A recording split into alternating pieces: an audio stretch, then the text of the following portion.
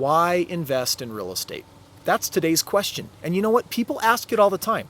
I think it's totally ridiculous that they would ask, but then again, I'm the crazy guy that's done thousands of deals and I love real estate investing. So what do you think your number one concern would be about real estate investing? I don't know how to do it. I don't even know where to go. And then I know tons of horror stories where people have lost a lot of money. My dad. Real estate isn't something that is built into our culture as a part of what we do for retirement. It's something reserved for the strange or for the wealthy. And a couple hundred years ago, if you were born in this country, you were a real estate investor. It was not only your heritage, it was your retirement game plan. It's what you'd pass on to your children. Today, and since the Industrial Revolution, we've really lost that. And I think that's sad. It was one of the original American ideals. So I want to take a few minutes and explore with you why people actually do invest in real estate and when done correctly, how it can be absolutely amazing. Do you think real estate should be part of a retirement plan? I do. I want to say yes, but I just witnessed my dad lose all this money and now he's backpedaling.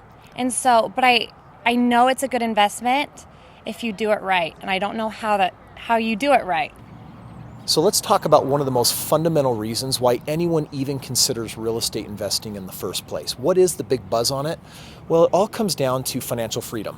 Now, I don't mean financial freedom in a really kind of buzzy, residual income kind of way. I'm talking about a technical definition.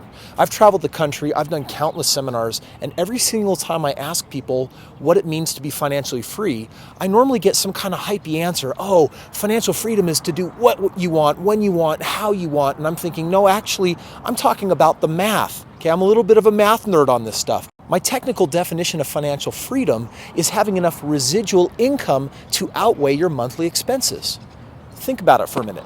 If your living expenses, your house, rent, mortgage, if your debts and your health, medical bills, and if food and all those things and the travel that you want come out to $4,800 a month, $7,900 a month, $11,000 a month, whatever it is, if you had a residual income coming from real estate that actually paid that, then you wouldn't have to work because your liabilities would be covered.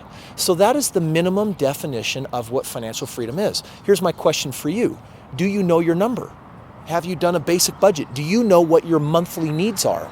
And if you take those monthly needs, then you know exactly what kind of residual income you need. When you get to that specific number, you are technically financially free. Right now, unfortunately, in America, this is the game plan that we teach people.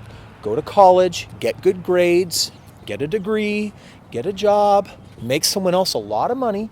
Don't worry, it'll take care of you from week to week and check to check like a lot of people live. And then when you get to retirement, yay, you're screwed. You can rely on social insecurity.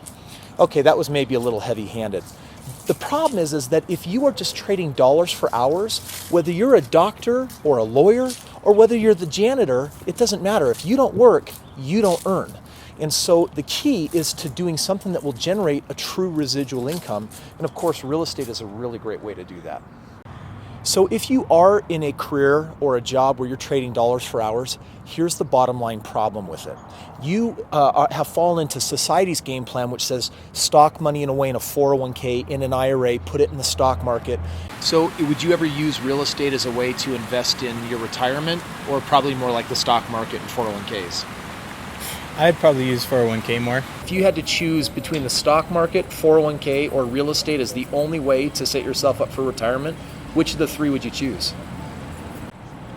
Well, assuming a 401k is invested in a broad spectrum of investments and well diversified, mutual funds, for example, or ETFs, I think those are probably the best hedge against big fluctuations. Real estate can go up and down.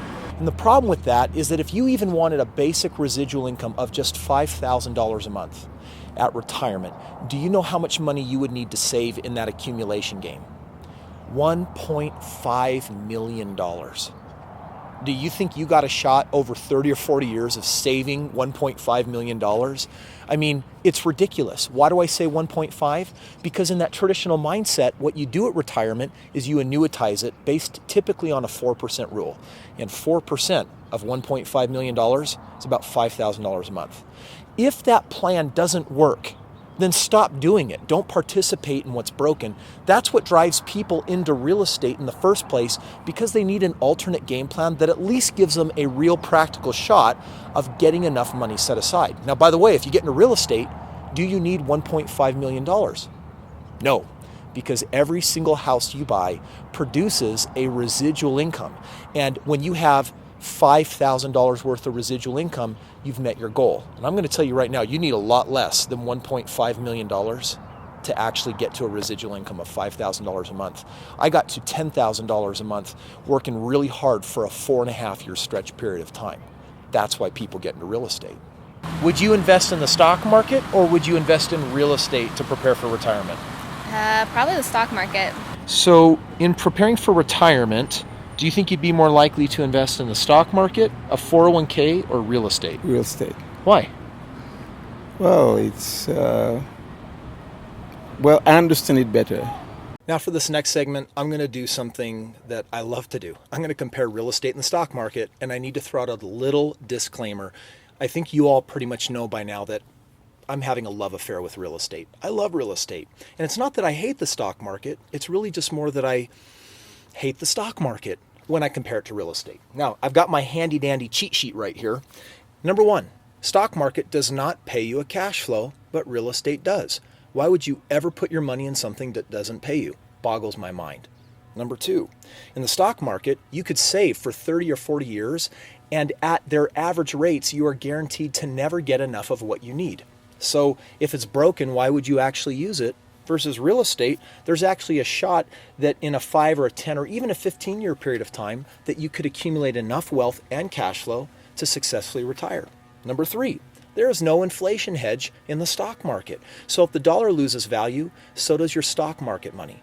But in real estate, it is the inflation hedge. It's a hard, tangible asset that when everything loses value and things inflate, what happens to the value of your real estate? It goes up. And what does it do in the meantime? Pays you cash flow. Number four, you don't have any control against the stock market. Why would you invest in something that millions, hundreds of millions of other people do that you have no control over? Versus real estate, guess who owns it? You've got that original ownership.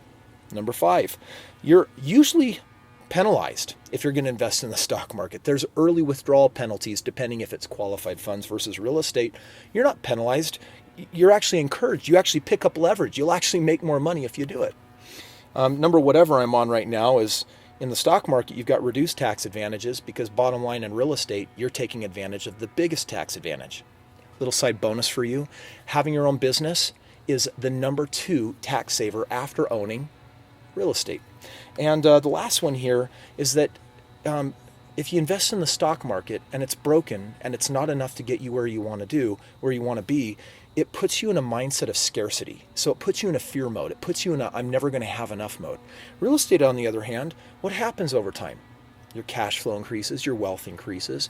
Again, this is all contingent on whether or not you've got the right strategy, but one is guaranteed to not work for 99% of Americans, and the other one at least has a much better shot than that, especially if you've got the right system. I hope you found this video helpful. If you did, I got a couple others that you might enjoy. How to be successful in real estate and how to make money in real estate. Please feel free to share your comments below.